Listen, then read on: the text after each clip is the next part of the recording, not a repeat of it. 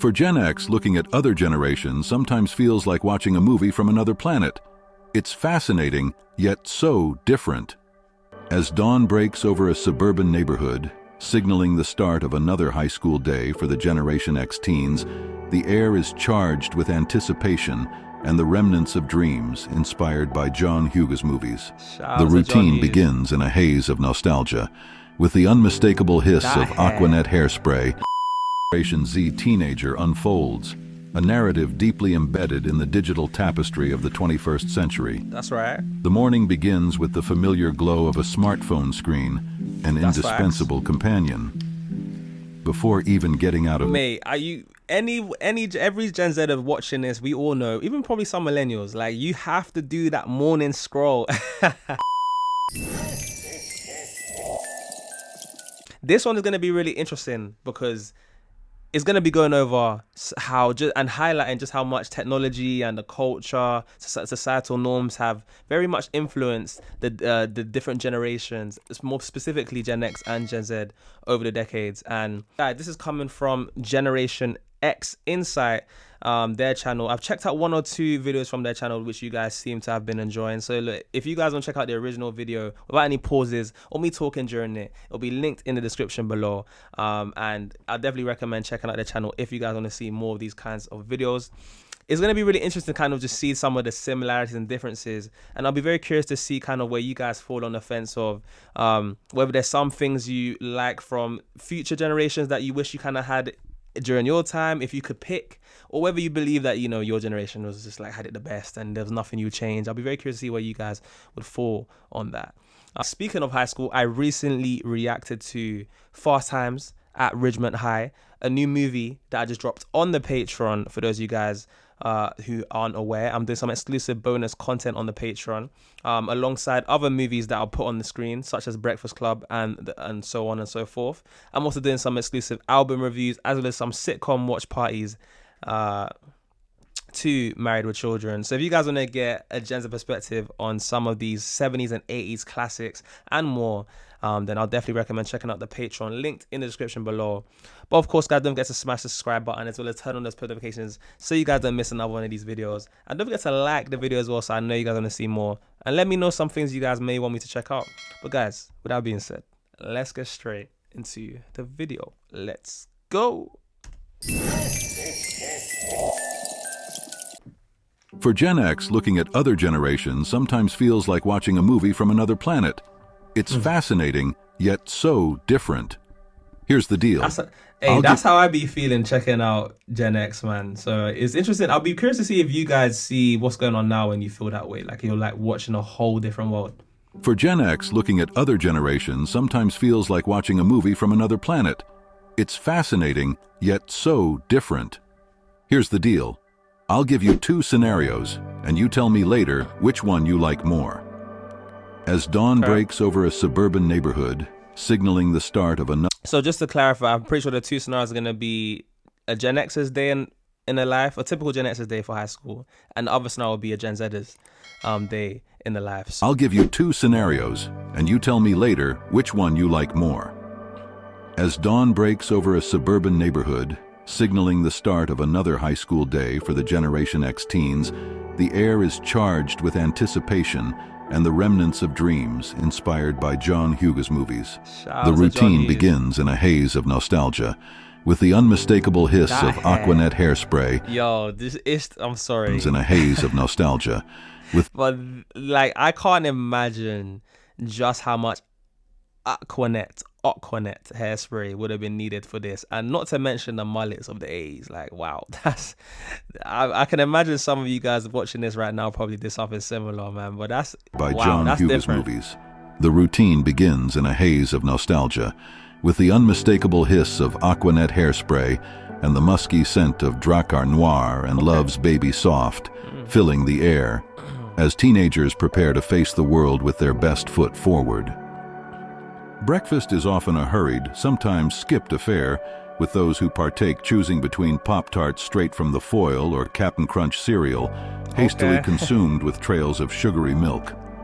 Outfit selection is approached with thoughtfulness. Girls favor acid-washed jeans paired with oversized college sweatshirts, achieving an effortlessly chic yet comfortingly anonymous look, while boys might opt for a hoodie under a Levi's jean jacket, or perhaps an uncle's M65 field jacket, with pockets conveniently storing a Walkman. This becomes their uniform of choice. And the soundtrack to this ensemble? A mixtape of the latest hits, each track a rebellious anthem against the backdrop. Let me even see some of these hits, man. And let me know so far if you guys can relate to this typical day. Obviously, this is based in the US, and it may not be reflective of everyone, but I feel like this is a more generalized approach. But yeah, to see I don't think I recognize a single person on the screen. So let that one sink in for those of you Gen Xers or even boomers or older millennials checking this out. I cannot name you a single one of these individuals. Wow, who are they? A mixtape of the latest hits, each track a rebellious anthem against the backdrop of the mundane.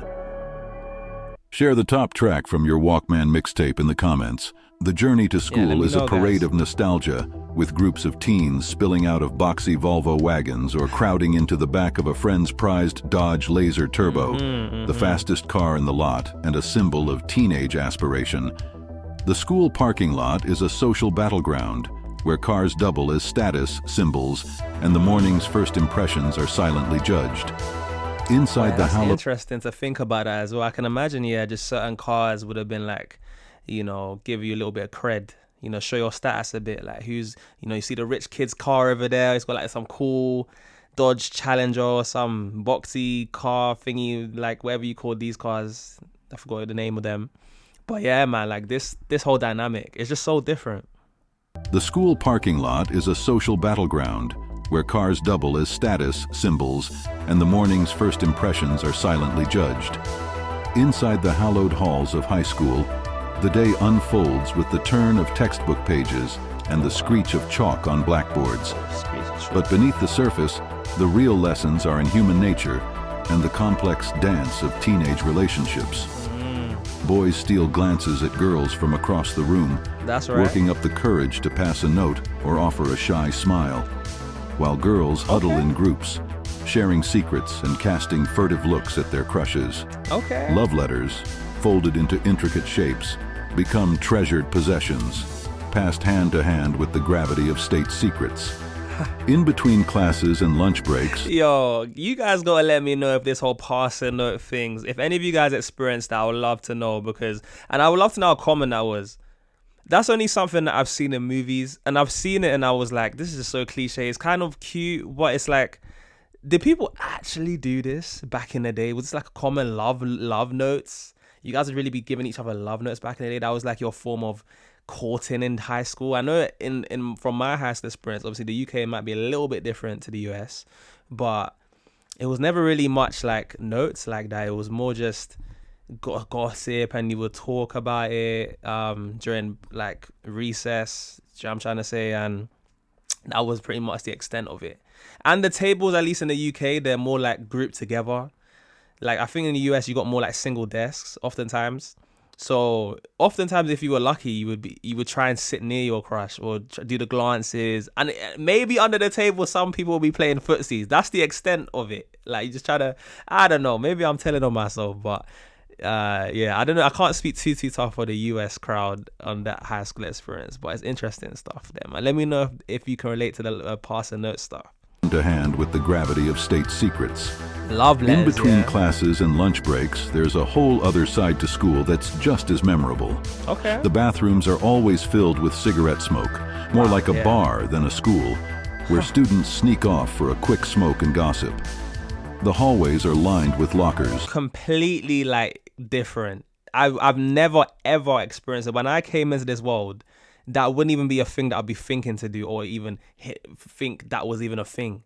But then when I look back at these past times and just see how common that was and how it was allowed, even just thinking of holding a cigarette in school, expelled. You're getting kicked out. You get caught with that. That's serious, man. But yeah, back in the day, man, see some of these pictures. Again, let me know if you guys can relate to that. Students sneak off for a quick smoke and gossip. The hallways are lined with lockers, each one covered in stickers of favorite bands, scribbles, and sometimes secret notes passed between friends.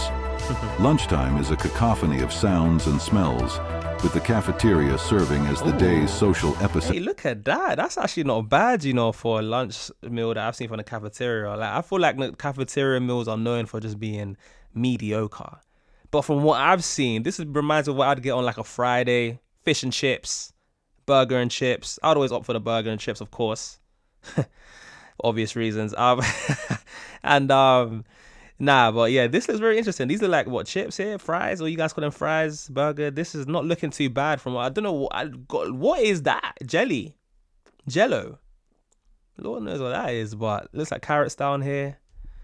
Interesting, man. That don't look too bad. Sounds and smells. Let me know if you guys have something. Yeah, let me know if you guys have something like that, man. I'll be very curious. A social epicenter.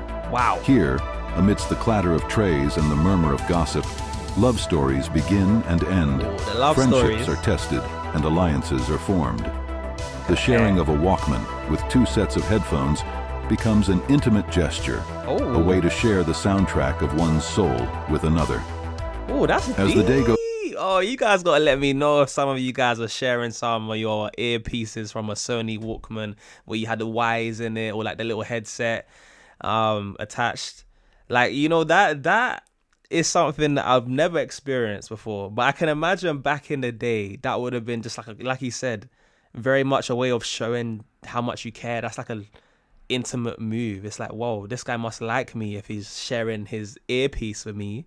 Obviously, nowadays, you got AirPods and you don't really have the wire thing. So you don't have to even be that close. But it's interesting to think how that would have resonated with a different generation versus now. I don't think it would go nowhere near as far.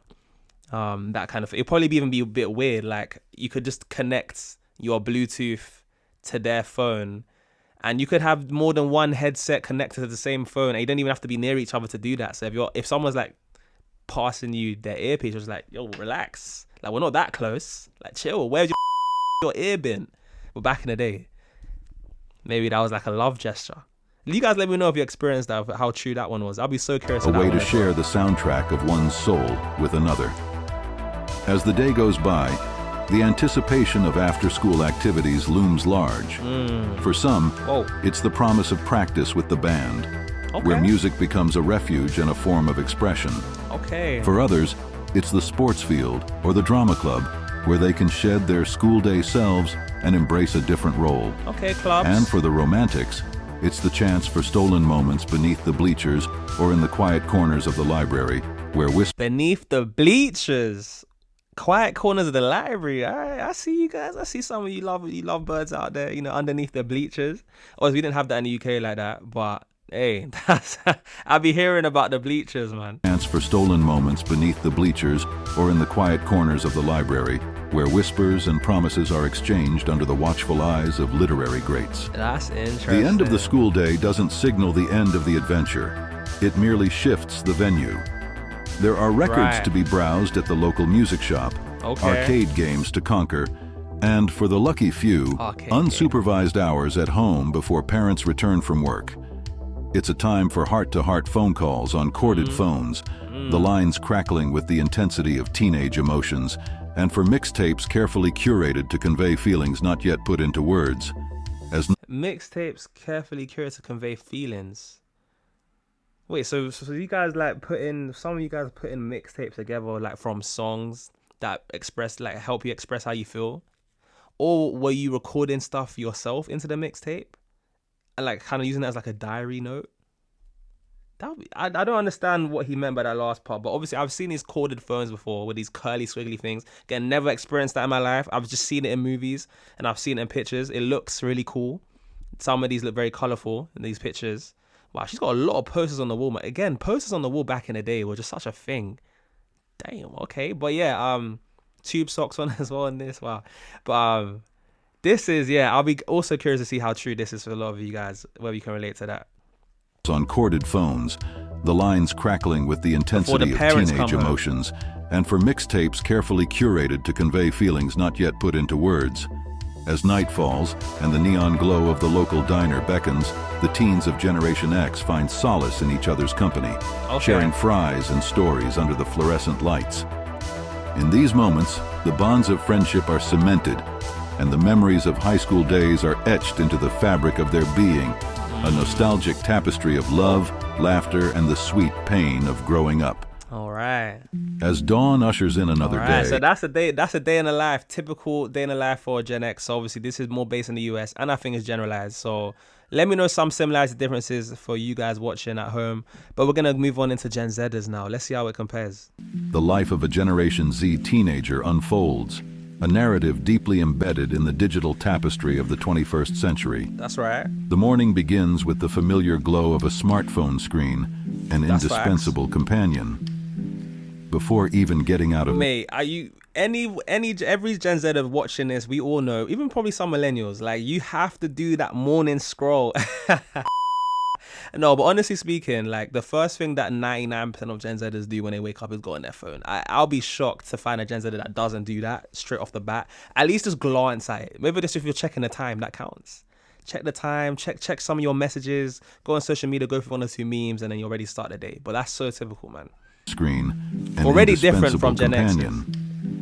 Before even getting out of bed, there's an endless scroll through social media to catch up on what was missed overnight, or to chuckle at funny videos, having all the dopamine that would have been beneficial for facing the day ahead. This ritual, now a fundamental part of waking up, sets the tone, blending anticipation with a touch of digital exhaustion before the day officially starts. Breakfast is often a grab-and-go affair, with avocado toast reigning supreme as the culinary emblem of the generation.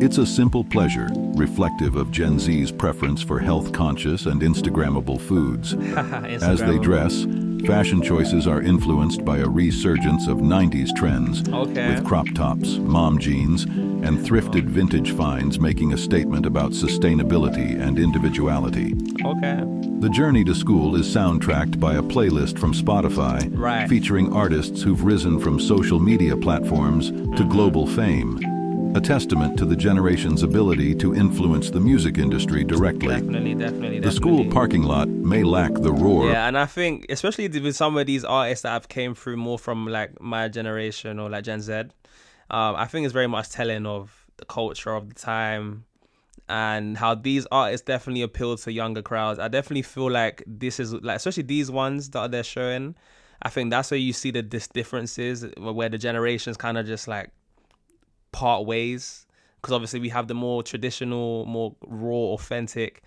artists of the past versus these more kind of over personified characters, very bold, colorful figures that I think are more reflective of a more modern day generation. So that's like a huge difference there. But yeah, I think for a lot of Gen Zers that is definitely the case. Platforms to global fame, a testament to the generation's ability to influence the music industry directly. The school parking lot may lack the roar of muscle cars, but it's filled with eco-friendly hybrids and electric vehicles, signaling a shift towards environmental consciousness. Inside the classroom, Gen Z's educational experience is a blend of traditional learning and technological innovation. Interactive smartboards replace chalkboards, and laptops are as common as notebooks. This digital integration speaks to a generation that is preparing for a future dominated by technology, even as it grapples with the challenges of constant connectivity. Lunchtime is a vibrant mix of international cuisines, reflecting the diverse global perspective that social media and the internet have afforded this generation. Conversation. Or some people probably just ordering it from Deliveroo, Just Eats, Uber Eats, whatever you guys have. DoorDash. I know what some of them might be different in the US, but yeah, there's also that ordering food. That social media and the internet have afforded this generation. Conversations are rich with references to viral memes, TikTok dances, and YouTube influencers, showcasing a unique blend of humor and awareness that defines their social interactions. The afternoon is punctuated by activism and advocacy, with many Gen Z students involved in clubs and organizations that champion social justice causes, from climate change to equality. This generation is not content to sit on the sidelines. They are digital natives who use their platforms to affect change, making their voices heard in the vast online arena. That's interesting. After school, the digital world continues to offer a playground for creativity and connection. Gaming is not just a hobby, but a community, with platforms like Twitch and Discord allowing for live interactions. Yet, in the midst of this digital landscape, there's a growing... That's also very interesting as well, just how much, like, especially after school, again, a lot of this is very much infused with technology, and especially with social media apps, Twitch, Discord, ones that a lot of Gen Zers will be very familiar with. Yeah, it's very much like that. Like, this is where a lot of us are socializing, making relationships. I know a lot of friendships that were formed through online chats. Do you know what I'm saying? Or on Discord, on a game, and that's how people made friends. Even from, you know, some people from different countries. Like, it's just, you're so constantly connected with the world, and that's just such a different landscape compared to previous generations, for sure. Live interactions. Yet, in the midst of this digital landscape, there's a growing appreciation for analog experiences. Right. Vinyl records, film photography, and handwritten journals are embraced as a form of nostalgia, a way to connect with a past they've only known through the stories of previous generations. Yeah, as the day closes... That's me to a T, man. Like, this is, even for me, I'm doing it more through videos where I'm looking into it, like trying to see what life was like for the past. But I definitely know there's an interest in what life was like from before the digital days, in the analog days. You know, for a lot of Gen Xers, boomers, and stuff like that. I know there's definitely an interest from Gen Zers in what life was like before then, for sure. I'm one of them included. I don't know to what extent it is. I feel like it's a decent amount, but I don't know if I would say the majority would be interested. But I don't know, maybe, I don't know. I guess we express it in different ways. Bedroom, a sanctuary of personal expression with walls adorned with Polaroid photos and string lights, becomes a quiet space for reflection.